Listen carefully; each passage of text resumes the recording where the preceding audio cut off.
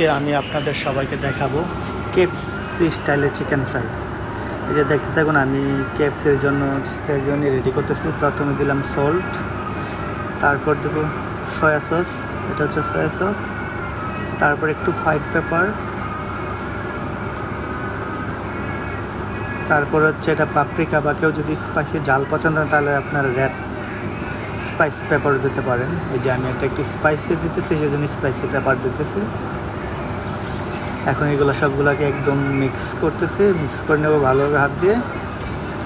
Mix করার পরে যে চিকেনগুলো এখন মিক্স করবো। আমি প্রথমে চিকেনগুলোকে চাকু দিয়ে ছোটো ছোটো করে ছিদ্র করে নিচ্ছি, যেন মশলাগুলো এর ভিতরে ভালোভাবে ঢুকে এবং ফ্রাই করতে খুব ভালোভাবে ফ্রাই হয় ভিতর সহকারে, যেন অয়েলগুলো ভালোভাবে ভিতরে ঢুকে ফ্রাইগুলো সুন্দর হয়, ক্রিস্পি হয়। এই যে আমি মিক্স করতেছি,